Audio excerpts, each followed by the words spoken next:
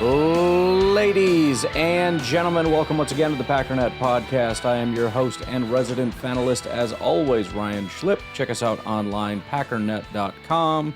Find me on Twitter, pack_data.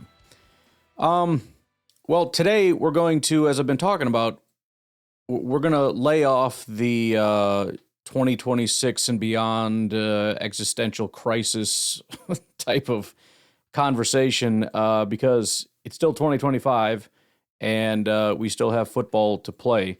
One of the things that I have done, I think every year since I've been doing the podcast that I kind of enjoy, although I think this year might be a touch different, is I don't know what you'd call it. I guess it's something to the effect of what teams look like us and went on to have success in the playoffs. It's kind of two questions. Which Super Bowl team do we most resemble? And also, which playoff team generally do we most resemble, and kind of how did that go? Obviously, you get a much more accurate sample generally when you do that. But I think the slight twist is that this year is, or at least seems, worse than a lot of others. And so it's maybe a little bit less of which Super Bowl team do we look like, and more of, has there ever been a team that's, first of all, what are we? Get our bearings first. And then from there, has anything looked like this, and how did that go? I'm sure there has been. I mean, there's been teams that have completely, I've talked about many times several years ago with the Eagles, the year before they won the Super Bowl, completely tanking at the end. And even the Packers have nosedived at the end of the season a couple times. But specifically, if we don't win this game upcoming, which is not a guarantee, but if we didn't, a team losing 4 in a row and then going into the postseason, for example, what the heck does that look like? So that's more or less the focus that I want to focus on today. I should learn to talk better if I'm going to have a podcast. Before we get there, though, I should mention that Micah Parsons tweeted out late last night that his ACL surgery was a success. He seemed very excited about that, so that's good news. On the not super good news side, at least for somebody, Trevon Diggs got himself in quite a bit of trouble. I don't know the details. Again, not going to speculate, but if true, it's pretty bad. Speaking of Diggs, Trevon Diggs has just been released. Now, before I even look into this, before I even pull up Trevon Diggs' numbers, stats, whatever, can we please recognize that the Cowboys just released him? They don't even want him on their bench. They told him to get the hell out on a random week 17 to 18 midweek. Why in the world, if he's the Trevon Diggs that we're all thinking of, the guy that broke the interception record 3-4 years ago, whatever, just that guy, why would they tell him to get out? And pretty much any reason you can come up with is a reason to not bring him in. Jonathan Jones says, Diggs' release per source was a accumulation of multiple factors both on and off the field. The two sides now part ways after a weird 2025. And so I'm sure some people would think, oh, it's like off the field stuff. He'll come to Green Bay, and Green Bay is where people don't have off the field issues, and so we'll fix him, and then he'll be great. Okay, first of all, that's not true. Packers have had locker room issues, especially when you're losing a bunch of games. It's hard to control the locker room. And adding somebody who's apparently a locker room issue is not necessarily the best idea. Beyond that, it said, and on the field, right? So let's go ahead and take a look at what Trevon Diggs has done. Okay, so he played weeks 1 through 6. He didn't play after that because of an injury. If you don't already know, I'll give you $1 million if you can guess what his injury was. I hadn't heard this. He had a concussion. But wait, I need more detail, because it would be easy to pull off $1 million if that's all it is. How did he get that concussion? Wasn't on the field. It wasn't playing football. At home, a TV fell on his head. So we're clear. I don't think I believe that story. That's one of those things where something happened and I don't really want to talk about it. Somebody threw a TV at his head or something. In addition to the concussion, he was managing knee soreness, and the Cowboys kept him on IR while rehabbing. So weeks 1 through 6, his grades were going week by week: 70, 42, 55, 83 against the Packers, 61, and 47. So 2 good games out of 6. His coverage grades in those 2 good games were 76 and 91, very good. Outside of that, 38, 48, 66, and 43, which is appalling. The passer rating in the good games were 0 and 79.2. In the remaining games, 158.3, 135.4, 114.6, and 99.6. He returned from injury week 15, but the Cowboys did not start him. They said they wanted to kind of see him and see how he's doing and all that kind of stuff. He played week 16, had a 52 grade, 37 run defense grade, and a 57 coverage grade. 4 targets, 4 receptions, 43. And then week 17, 55 grade, 52 coverage, 30 tackling, and 64 coverage. Did I say that? 52 run defense, 30 tackling, 64. 1 target, 1 reception, 27 yards. And then they let him go. By the way, if we go back in time, if you're remembering him being a stud player, in 2023, he had an 81 PFF grade, 83 coverage grade. Back in 2021 is when he had 11 interceptions. So those were kind of his 2 big years. He had 11 interceptions back in 2021, but he had a 58 grade, meaning even with the interceptions, PFF was like, this guy sucks. But his grades throughout his career starting in 2020 were 63, 59, 67, 81, was his one big breakout year. And then last year, 2024, was a 57, and this year a 56. So at 28 years old, by the way, he was hurt in 2020. Well, actually, never mind. That 2023 was an injured year, so that it wasn't really a breakout. It was a very small sample size. How many did he play? 1 game or something? Probably 2 games he played. So yeah, he's never had a good year via PFF. He had the 1 big interception year, which again, that whole interceptions are fluky thing. Oh no, it's not fluky. He's just an elite ball getter. He's never had more than 3 in a season. In fact, he's had 3 interceptions in his last 3 years. So no, he's not an elite ball getter. It was fluky. Fluky things happen sometimes, and then they go away because they're flukes. So I don't think he's played a full season since 2022. His 1 good year, and by good I mean a lot of interceptions, was 2021. His last 3 years have been injury-riddled and not very good in terms of grades. He does have occasional flashes of brilliance. Again, 91 coverage grade against the freaking Packers. But he ends the season with 20 targets, 16 receptions, 286 yards, 3 touchdowns, 0 interceptions, 0 pass breakups, 158.3 passer rating when targeted, and 3 penalties. And I can already hear some Packers, well, he's better than what we have. No, he's not. He's not. You just think everybody is better than what we have because you think that we have the worst corners in football, and we do not. I promise you, if I go show you our guy, it's not going to be worse than this, especially when you add in injuries and off-the-field issues. He's just another guy that's playing bad football that's going to annoy the crap out of you. You have to stop doing that thing where, oh, somebody different is just going to be better. Well, it's better than what we had. No, it's not.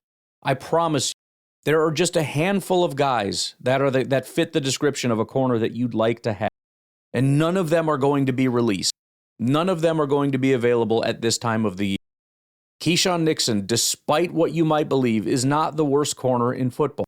And there are not people floating around, including Diggs, that are going to be better than Keyshawn Nixon. I know Keyshawn has been frustrating, especially, I think he had a decent game in coverage. He graded out actually really well, but his tackling was horrific. Well, Diggs here, in his last 4 games, 49, 52, 57, and 30 have been his tackling grade. He has a 42 run defense grade for the season, with 1 game graded in the 70s against Chicago. So he's not an upgrade in that.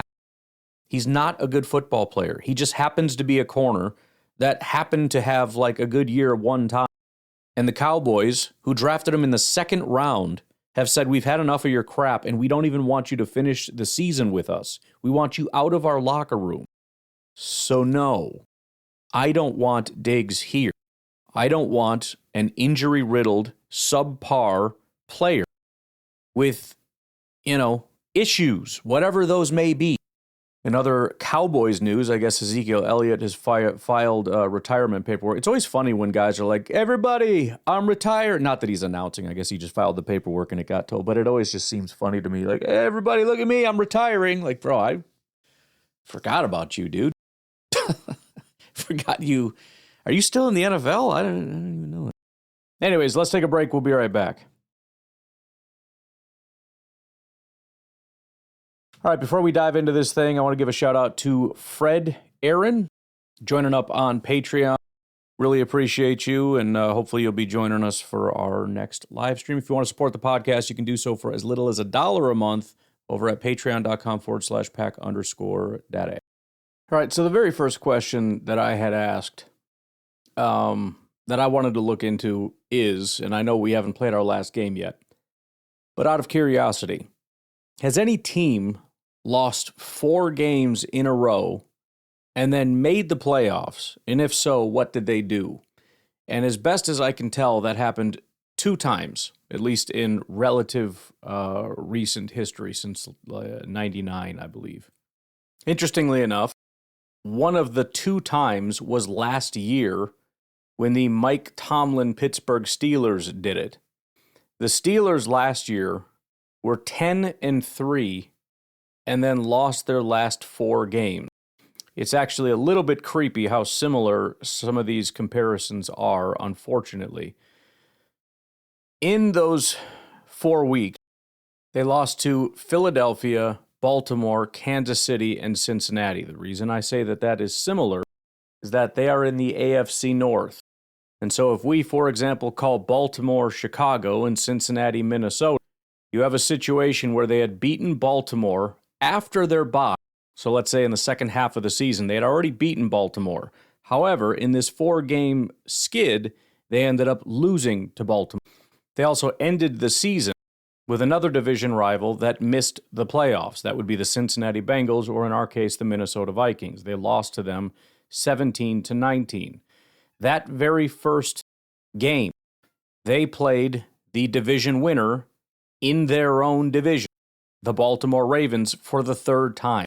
So they played Baltimore, and they beat Baltimore. Then, in their skid, they lost to them again. They lost to the lesser division opponent to finish the season. Then they went back on the road to face that top person in their division again, and they lost to him. In fact, they lost to him pretty bad, 28-14. The other example is the 1999 Bobby Ross Detroit Lions. That team was 8-4 and then lost their last 4 to finish the season. They lost to Tampa 23-16. They lost to the Bears, who are constantly popping up in these stories, 28-10. They lost to Denver and then lost to Minnesota. Let me just reiterate. They lost to Chicago. After beating Chicago, just like us, they finished the season with Minnesota and lost. They also lost to Denver, which is a part of our 4-game skid. Now, they didn't go back to Chicago. They went to Washington, but they went to Washington and lost. So in both cases, both teams limped into the playoffs and were one and done. And in both cases, they lost by 2 scores. In fact, I think both of them were exactly 14 points. Detroit lost 13-27. So obviously not a great start. All right, well, we haven't played our last game yet, and there's no telling whether we're going to win or not. So what about teams that lost 3 in a row but snuck out that last one? To be fair, this is a little less the monkey in the wrench in the thing, in the machine, the thing. The problem with this is that some of these teams have to play to get in. The teams that lost 3, won their last. So it potentially could be a little different. But let's look at it anyways. There's just a handful of teams. One of them is the 2010 Seattle Seahawks. Seattle Seahawks really were never a very good team. As I'm sure you remember, this was a 7-win team that got into the postseason, but they were 6-6. They lost to San Francisco, Atlanta, and Tampa, and then won against the Rams. So again, some similarities. You lose to a division rival, the Bears. You've got 2 other games mixed in, and then your final game is again a division rival. This time they beat that division rival. This time they actually won a playoff game. They beat the Saints 41-36, but immediately lost to the Bears 35-24. Like I said, the Bears always find a way to inject themselves into these weird scenarios. Again, the Seahawks, this time in 2006 with Mike Holmgren. They were an 8-4 team, significantly better this time around, but they lost their next 3, the Cardinals, the 49ers, the Chargers, and beat the Tampa Bay Buccaneers. Again, they won 1 game, and again, they lose again to the Bears. Never knew the Bears were in the playoffs that often. 27-24 in overtime, they lose to Chicago. Another time, this time more recently, is the 2022 Mike McDaniel Miami Dolphins. They actually lost 5 in a row, which includes their last, but went on to beat the New York Jets. They won 11-6, snuck into the playoffs, and immediately lost to the Buffalo Bills. It was actually pretty close. It was 34-31, but again, a one and done. Finally, you have the 2017 Mike Mularkey Tennessee Titans. An 8-4 team. They lost to the Cardinals, lost to the 49ers, lost to the Rams, beat the Jaguars. They went to the playoffs. They did get their 1 win over Kansas City, 22-21, and then got pummeled by the Patriots, 35-14. So in every single scenario that resembles our scenario, the team is either a one and done or wins 1 and is done the next week. This is tough, though, because, you're talking about small sample sizes within small sample sizes. I mean, if you're trying to compare to successful teams, there are very few. And if you're looking at scenarios similar to ours, it's always going to be very few because there just hasn't been a lot of seasons in general. And so finding similar seasons are always going to be interesting, but usually pretty fruitless. So I wanted to look at this in a little bit of different light. Using those same teams, I wanted to look at EPA, and I kind of wanted to get an idea of the teams and their trend lines and kind of, first of all, what are the Packers doing? Because it feels obviously like they're just plummeting off a cliff, but I wanted to put some data to that and then quantify that compared to some of these other teams. Not only just the other failed teams, but then looking at Super Bowl teams. Have any kind of looked like this or whatever? I've got that for EPA. I also went back and did it for DVOA. Since that took kind of a long time and I don't think we're going to have anything after that, why don't we just take a break here and we'll rip through some of that. We'll be right back.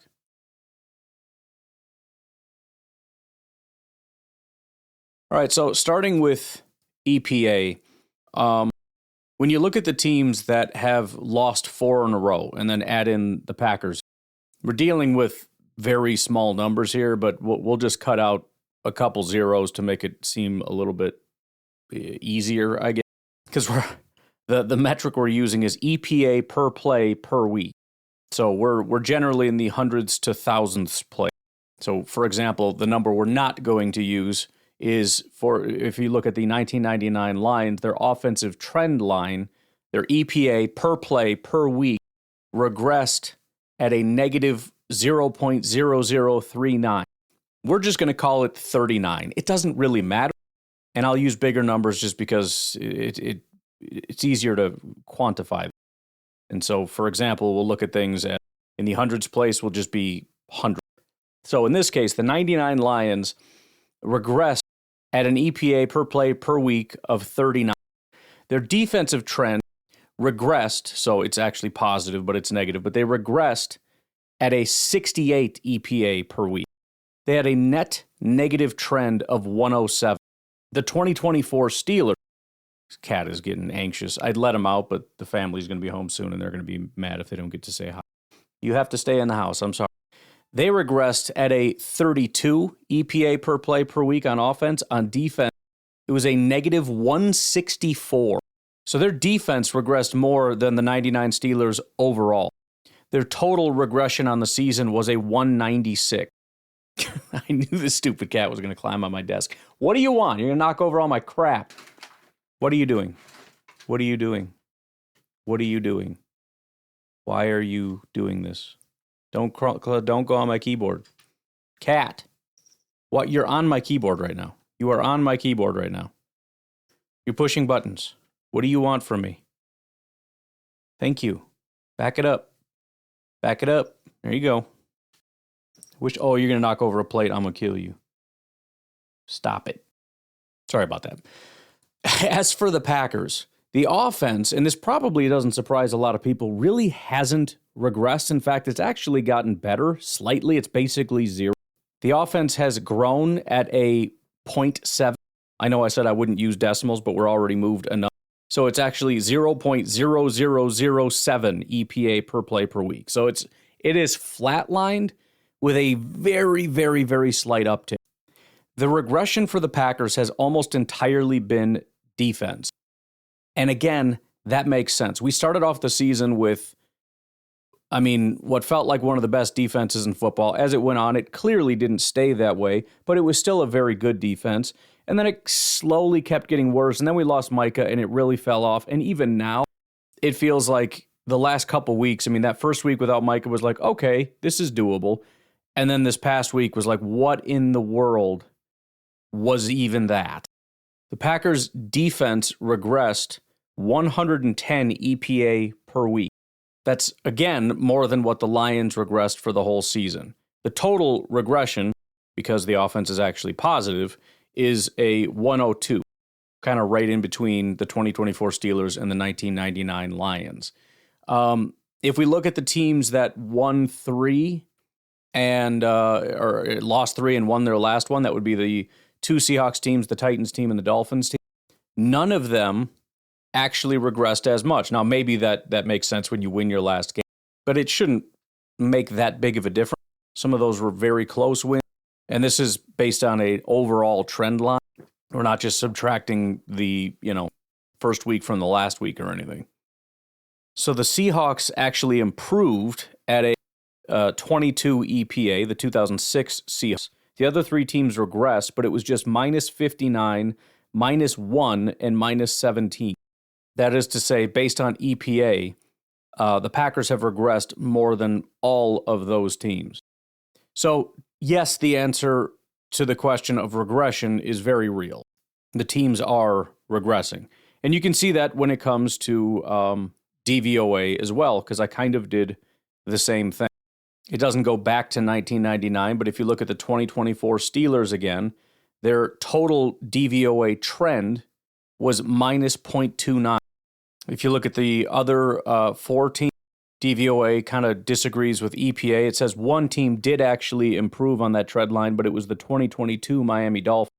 The others were 2017 Titans, minus 1.46, Seattle, minus 1.97, and then 2010 Seattle Seahawks, minus 3.75. Now, these seem like small numbers, but in reality, it's not, because it's average regression per week. So imagine if you have like a 20 DVOA. If you're regressing at 1.5 or 2 DVOA per week, you go from 20 to 18 to 16 to 14 to, you know what I mean? Like, by the time you're at the end of the season, you're negative, you're bad, you suck. And 2010 Seattle Seahawks are minus 3.75. In a 16-game season, that is a minus 60 for a season. So you could start at a plus 40 and be minus 20 by the end of the season. That is a massive drop-off. The Packers are not as bad as either of the Seahawks teams, but is worse than Tennessee and Miami. Their official trend per week is a minus 1.72. Over 16 games, that is a drop of 27.57 DVOA. The offense has trended positively, so it agrees with EPA. It's 0.16 per week. Again, that's not a ton, but it's pretty much a straight line with slight increase. The defense, however, has dropped 1.99 per week. Just call it 2. 2 DVOA per week. Now, One extra thing that's important that a lot of you have probably picked up on already is that decline is one thing, but where do you actually stand? If you drop, we're at 27 DVOA from 60 compared to 20, it makes a really big difference. Well, if we, again, look through all these other teams, this is where there's a little bit of hope for the Green Bay Packers. Because of all these teams, including so that would be the Steelers, Miami, Tennessee, and both Seattle teams, their actual final DVOA, the number that says this is how good you are in this moment, is higher than all the other teams. In fact, only 2 other teams were even positive. The 2006 Seattle Seahawks had a negative 12.1 DVOA. 2010 Seahawks had a negative 20 DVOA.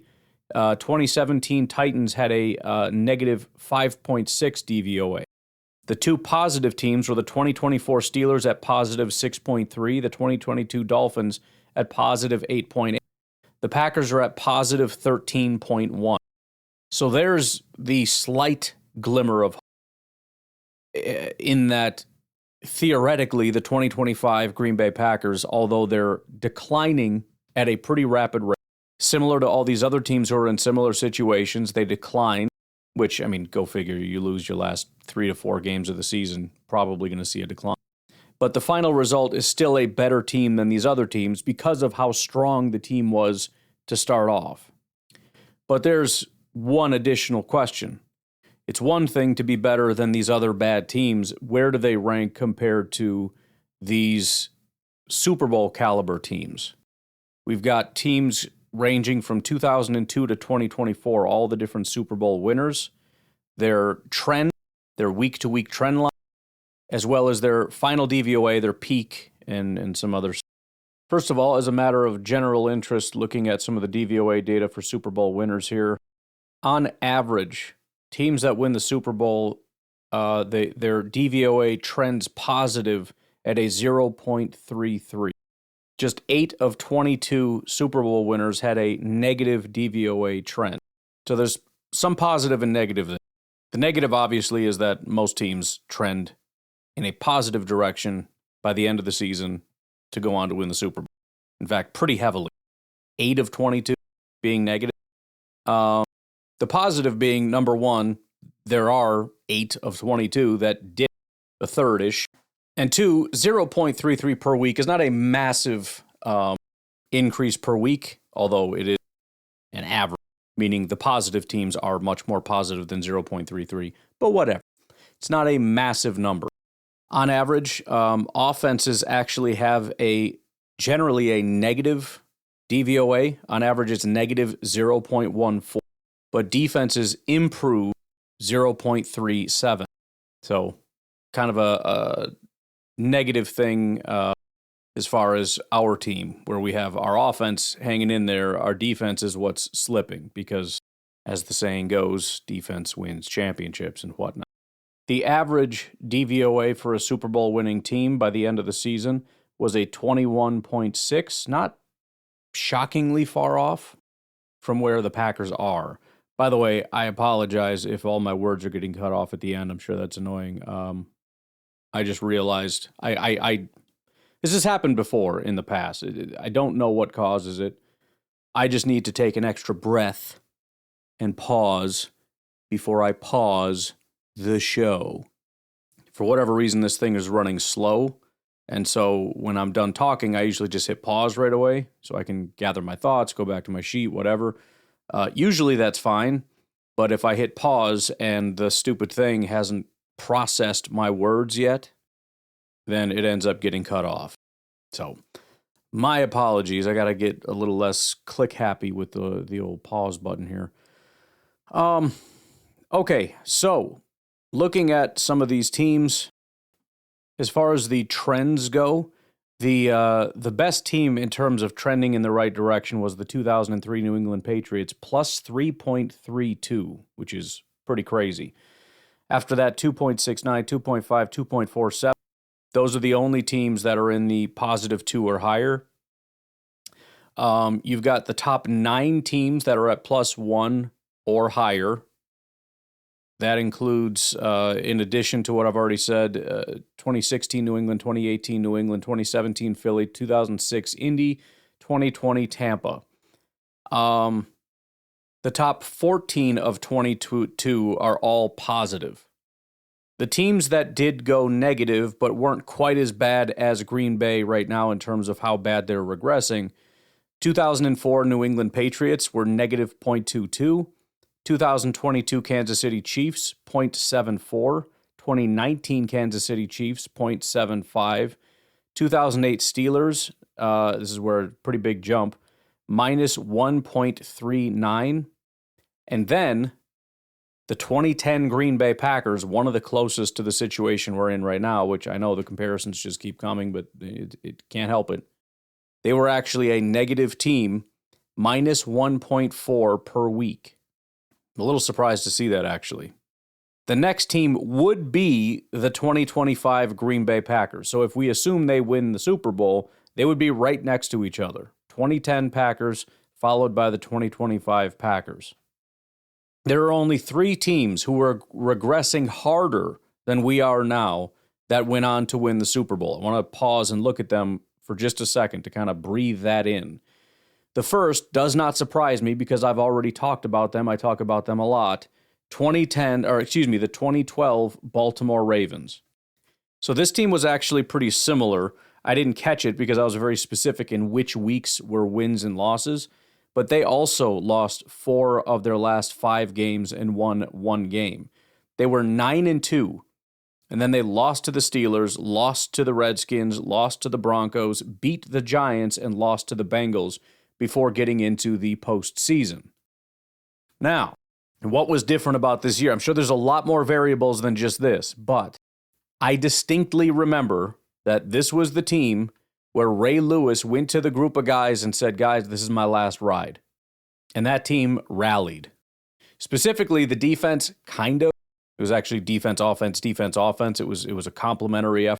But in 2 of those games, the defense absolutely stepped up, allowing just 9 points and 13 points. In the other 2 games, the offense stepped up, scoring 38 and 34.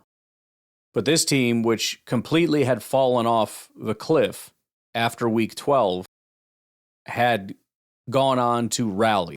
And again, I can't tell you for certain that it was 100% that, but I distinctly remember that moment when he told everybody that, and I remember thinking, oh crap, now they're going to win everything, and they went on to win the Super Bowl.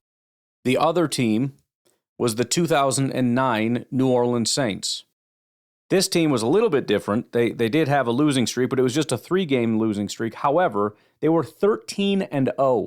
They were a 13-0 team that lost to Dallas, lost to Tampa, and lost to Carolina. Obviously, they still got into the playoffs at 13-3, but that's a scary thing to go through, to be that good and then lose 3 straight.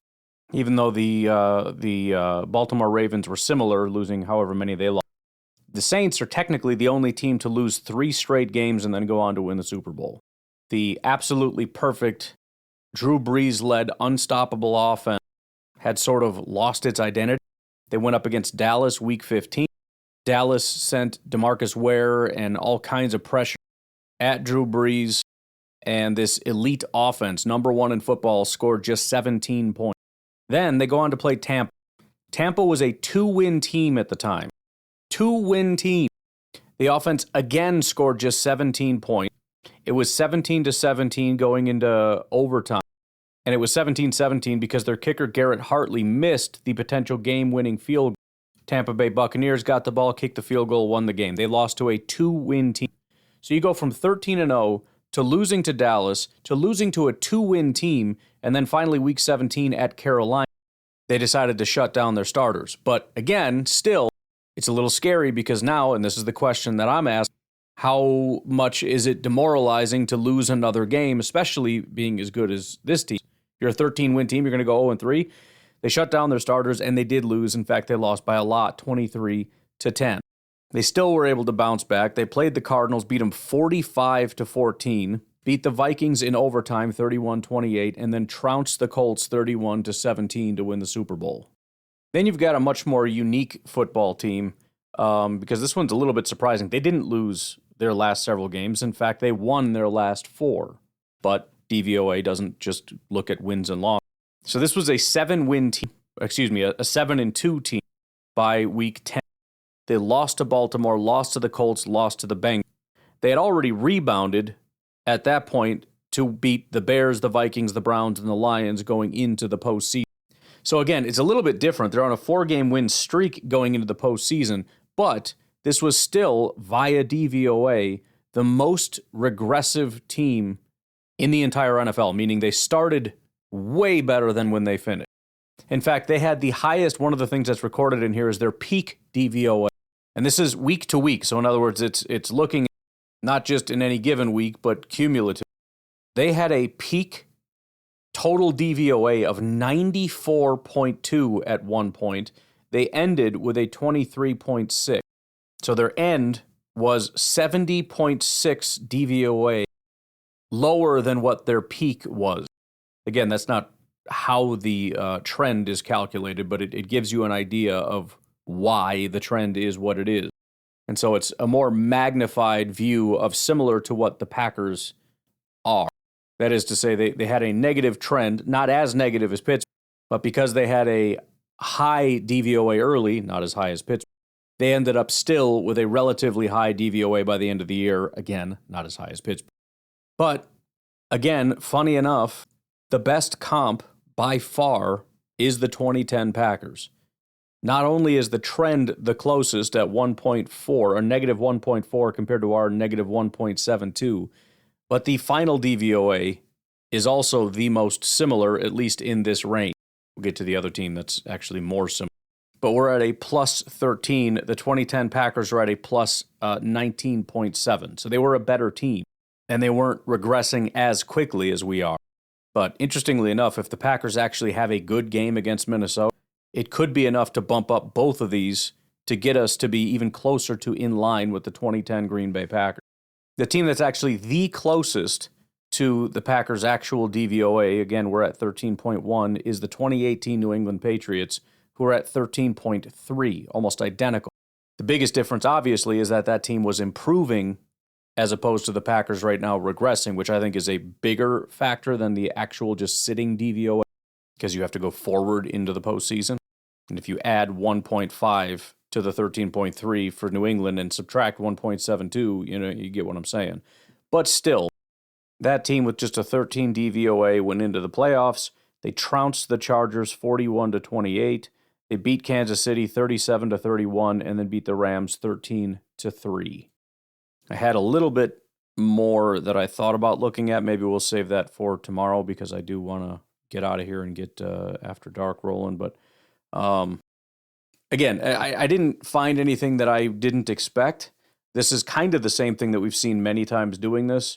Occasionally when we're a really good team like 2020, it's different. But in times like this, it's usually Super Bowl teams are better than where we are right now. There are usually some outliers that are similar to where we are, which is to say it's not impossible. It's just unlikely, which I think we kind of knew that coming into it. But it's nice, at least for me. First of all, I enjoy doing this stuff, the numbers nonsense. But it's nice to just visualize it and actually see it, as opposed to just throwing out like it's impossible or it's too, you know what I mean? It's the visualization of how big or small things are can be massively exaggerated. And so it's nice to be able to just kind of look at the actual numbers and say it's difficult, and it's difficult to this degree exactly, no more, no less. We don't need to over or under exaggerate it any more than what it actually is, and this is what it actually is. So, anywho, I'm going to get out of here. You all have a good rest of your day. I'll talk to you tonight, tomorrow, whatever. Have a good one. Bye-bye.